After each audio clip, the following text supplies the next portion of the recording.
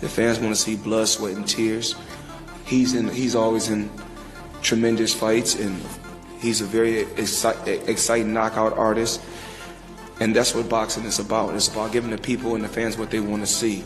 Just coming up in weight. He came up in weight too. I don't see. Honestly, I don't see him. He's a good fighter, but I don't see. He's nothing in his past. Saying have a fight, yes, but have it at 140. Fighting anyone at 140 would be more exciting than this fight against Lamont Roach. Floyd Mayweather broke down the matchup between Gervonta Tank Davis and Lamont Roach, stressing Davis's explosive power, blazing speed, and wealth of experience. While he acknowledged Roach's technical skills, Mayweather firmly believes Roach does not possess the strength needed to endure Tank's constant pressure and devastating knockout ability. But I must say this, the most exciting fighter that's acting and fighting in boxing right now is Gervonta Tank Davis. When Gervonta Tank Davis go out there and fight, he reminds me of Pretty Boy Floyd. Because Pretty Boy Floyd, you couldn't go get no popcorn, you couldn't go get no soda, you couldn't go get no candy. You don't want to miss nothing. Legendary boxing analyst Al Bernstein expressed skepticism regarding Lamont Roach's chances of overcoming Gervonta Tank Davis. Bernstein pointed out that Roach's past performances haven't demonstrated the kind of power required to defeat an elite opponent like Davis, who boasts an exceptional record and multiple world titles. This assessment has fueled concerns over how competitive the upcoming clash will truly be. Too about the big one coming up in a month. Another guy you called several of his fights, Gervonta Davis, fighting Lamont Roach, is a significant favorite. Do you think Roach is being undervalued as an underdog, or it will probably go the way people think it will go? Roach is coming up in weight. He came up in weight too. I don't see. Honestly, I don't see him. He's a good fighter, but I don't see. He's nothing in his past tells me he's going to beat Gervonta Davis or even be competitive with him. And I'm not. It's not a denigration of Lamont Roach. He's a good fighter. He won a title at a lower weight, and that was a surprise to some people that he did get, even though he was a good prospect. So it's just hard to imagine him beating Davis. The other Davis is fighting for a world title 2 weeks before in New York against Morenchik. Oh yeah, Keyshawn Davis.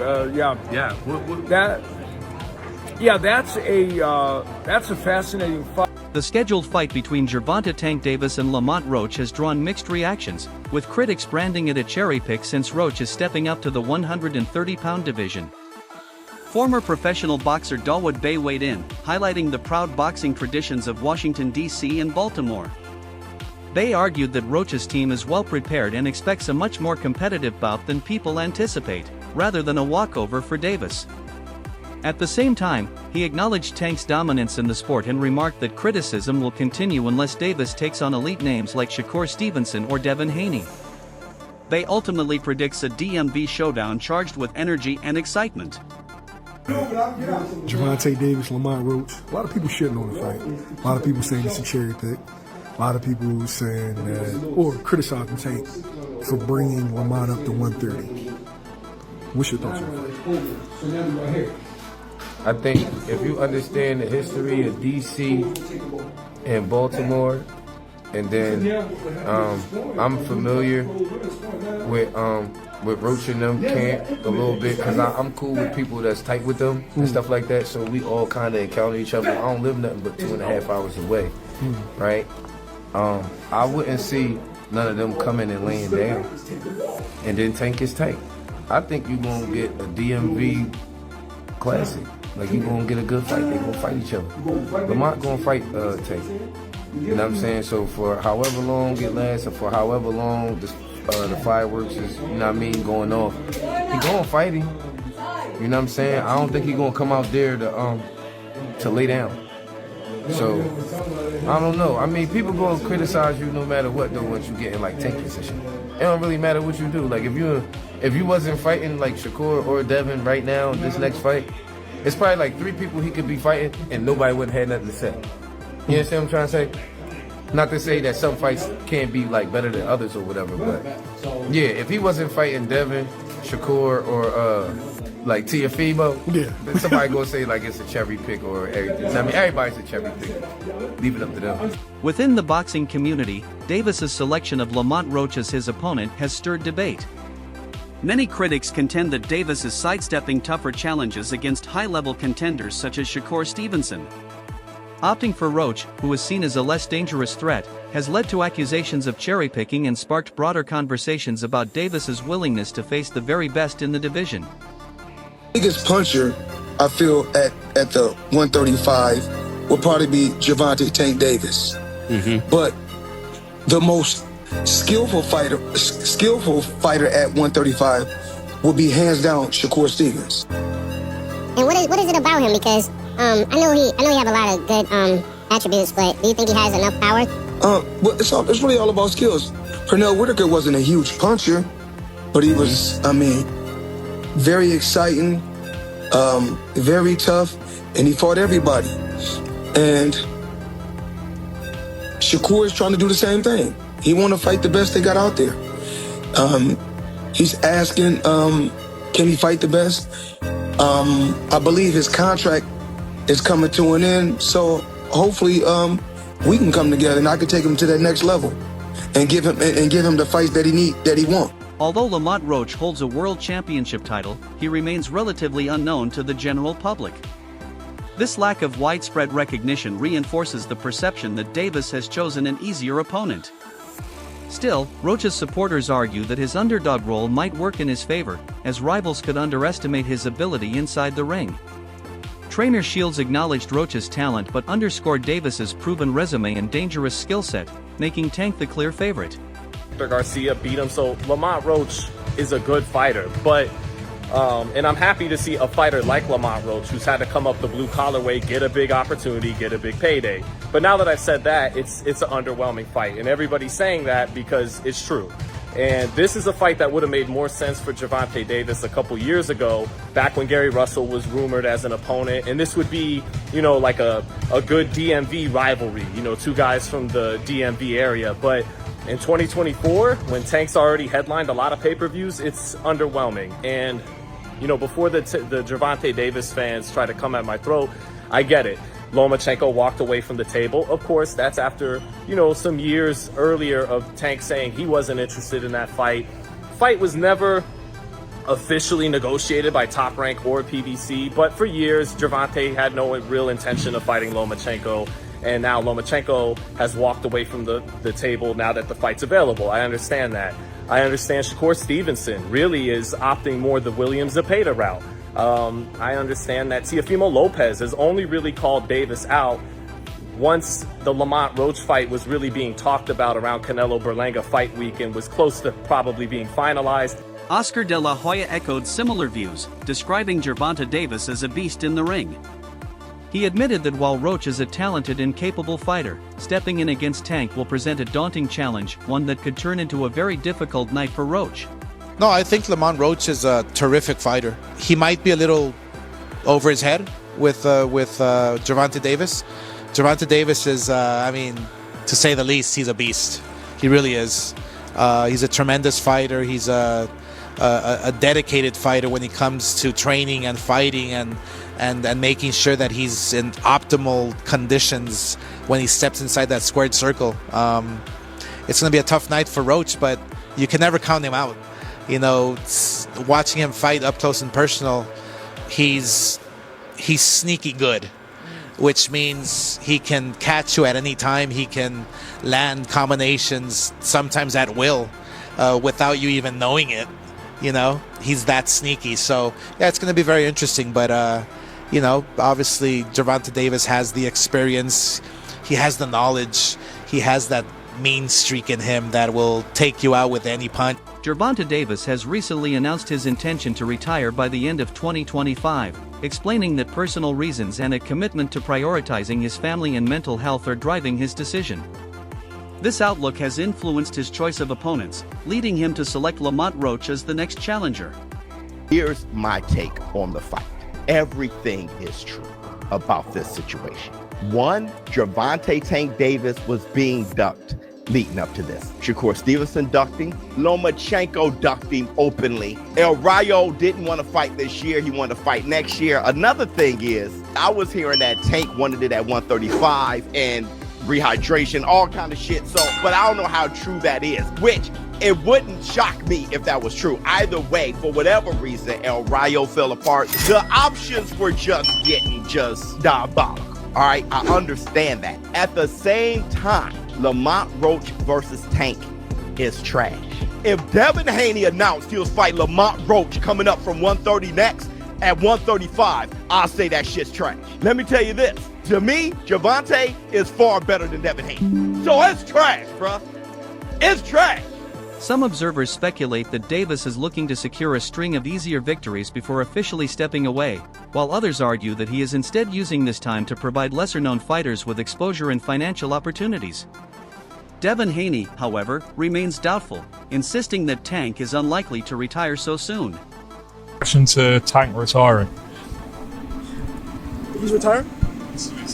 Nah, he's not retiring. It's not a big fight to be made out there, and Tank knows that. I don't think he's gonna retire, with a lot of unfinished business. What do you make of the Tank versus Roach fight? Do you think it's a fight that Tank should have at this point of his career? No comment. What do you make of a Tank? I'm on Roach. We've been cool since we was in the amateurs. So I'm happy that he got the opportunity, and that's all I can say. And what about Tank Shakur? If that fight happens in the future, who do you see winning? It's a good fight for boxing. I think that we should all be fighting each other. That's what boxing is about. It's the best fighting the best. Lamont Roach has faced criticism largely because many people are unfamiliar with his record and accomplishments. Unlike Gervonta Tank Davis, who is a household name with mainstream exposure, Roach hasn't enjoyed the same spotlight. Fans trust Tank because they've witnessed his highlight reel knockouts, dominant performances, and multiple championship wins, while Roach is often underestimated. Yet, being overlooked doesn't erase his legitimacy. He's a world champion for a reason. This fight represents his chance to prove that he belongs among the sports elite. Critics may underestimate him, but Roach is determined to shock them. Big hair, don't care. On the way to the gym, and I'm just totally perplexed. I see a lot of people on Twitter and on the internet talking about disdain when it comes to, the Tank fight with Lamont Roach. I'm like, what's the problem?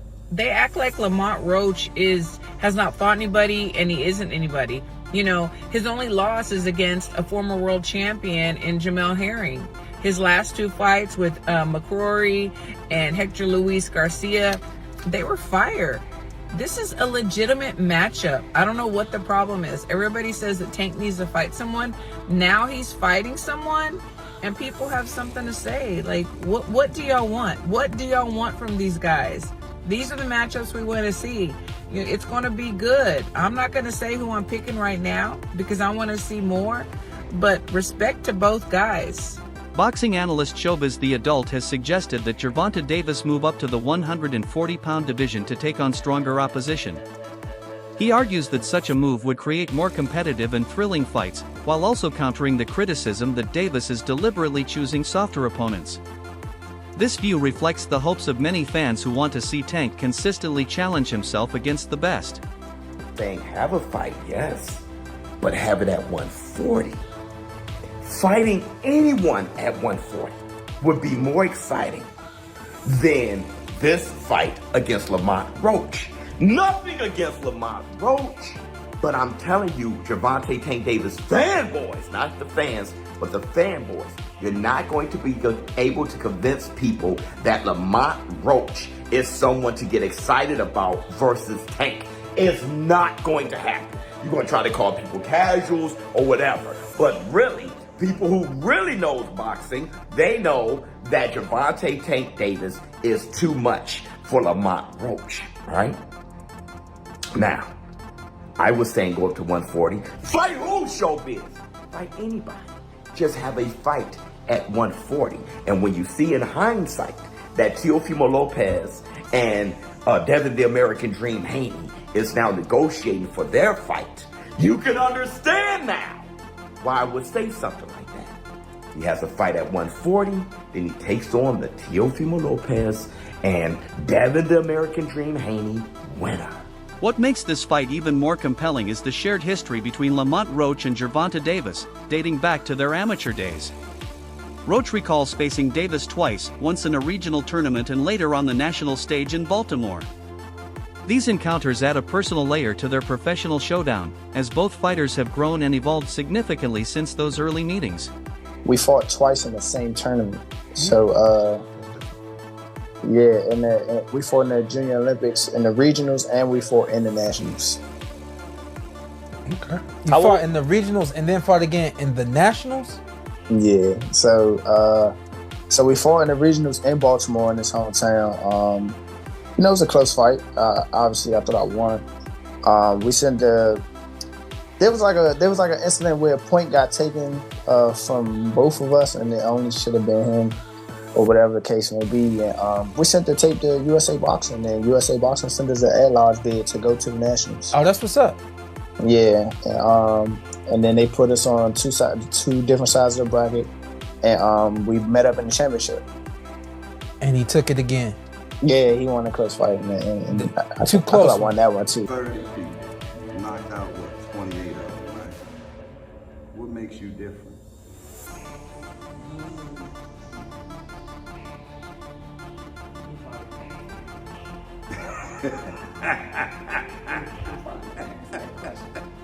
But it's the skill, the will. I got the whole package, man. I ain't gonna lie to you. I'm not sitting there waiting to get hit by nobody, especially with somebody that's really powerful. That's evident. I got too much. I'm not saying he don't, but I can't. If anything, I'm trying to flip it around. I'm trying to make it like shit narrative. At present, Lamont Roach holds the WBA title, sits at number 14 in the world rankings, and is ranked third in the United States in the super featherweight division. These credentials solidify his status as a legitimate world champion. However, despite such accomplishments, Roach remains underappreciated in the eyes of many boxing fans, a factor that could shape perceptions of the upcoming bout. Yeah, we're gonna be checking for any suspicious opponents on Lamont Roach record. He's 25-1 with 10 big wins coming by the way of knockout, my people. He's in the super featherweight division. He's ranked number 14 in the world and number 3 in the USA, my people. He has a WBA title right now in the super featherweight division. He's fighting Gervonta Davis in December, but you know we gotta check how he even got there and how he started his career. His pro debut, he went against Victor. He was 1-3. That's fine. It's your pro debut. First fight as a professional. You feel me? I ain't gonna get at you. Next person was 1-6. Alright, I mean, we ain't do better, but it's your second fight. Like, fourth person was 0-1. That was a little sussy because he ended up 0-10. He never won a day in his life, so he never got his hand raised in a boxing match. You feel me? And then the next person, he stepped it up though. He went to an undefeated. It's only 2 fights, but he was 2-0. Then 12-9. That's a journeyman. I'm not gonna lie. 4-2, 3-4. These are looking good. 8-5. That's a journeyman in the making. He got to win a race. In the lead up to the fight, Lamont Roach has been vocal, engaging in trash talk early and often. Gervonta Davis, in contrast, has refrained from responding, choosing instead to let his fists do the talking inside the ring. This sharp contrast in pre-fight behavior has heightened anticipation, with fans eager to see how the tension plays out once the bell rings. Some believe Davis's decision to face Roach stems from motives beyond boxing. Mike Tyson has suggested that fighters occasionally take certain matchups to provide financial help or exposure for others. This theory implies that Davis may be giving Roach a big payday in the spotlight, rather than actively seeking the toughest competition. While Roach is a skilled contender, many argue that names like Shakur Stevenson would have presented a sterner test. If Tyson's theory holds true, this bout could be more about business than legacy. For Roach, however, it's the perfect chance to prove himself, while Davis looks to silence doubters with a dominant performance. On the other side, on the flip side of everything, I see whereas though I heard Mike Tyson, make a statement saying, I think that fighters should make fights and put money in their friend's pocket. Could this be a fight where Tank is saying, hey, nobody else wants to fight me, everybody else is ducking me, nobody's available, this is a fight where I can put some money in Lamont Roach Jr.'s pocket. Could that be the case? Could he say, I just want to put some money in his pocket? You know, I'm gonna give him an opportunity. Somebody from my area, somebody who has the same color skin that I have, give him an opportunity to be great and to make some money. And now, after this fight, if Lamont Roach Jr., I believe he's not going to win. I believe he's going to come up short. I'm not saying he's going to get stopped, but if you look at Tank's knockout ratio, you could possibly believe that he can be stopped in this fight. Regardless of how the fight ends, Lamont Roach already has a clear vision for his career. He plans to return to the 130-pound division and pursue marquee fights against top-tier names like Vasyl Lomachenko. For Roach, the Davis matchup is not just a high-profile opportunity but a stepping stone toward greater recognition and bigger fights in the future. Who you looking to fight next after this fight? Like, Tank over, win, lose, draw, whatever. Who you want next? Look, if y'all don't know, even after I beat Tank, I'm gonna go back down to 130 and handle some smoke that I got down there at 130. All the champions, I got smoke with all the champions. I wanted to unify at least one belt at 130. Okay. So whoever the champion is, whoever the champions are, hopefully I can just line them up and then take them out. It's good fights. The champions are Lomachenko, Shakur, and another guy from Ukraine, Denis Baranchik or something like that. Okay. I feel like you and Shakur is a really... I think people in the comments are actually wanting that fight, aren't they? Yeah, I'm pretty sure. I mean, that'd be a good fight. Yeah, it'd be a great fight. Yeah, they could fight. Shakur can boogie for sure. If you enjoyed the fight, don't forget to like, comment, and subscribe for more knockout content only on Knuckle Forge.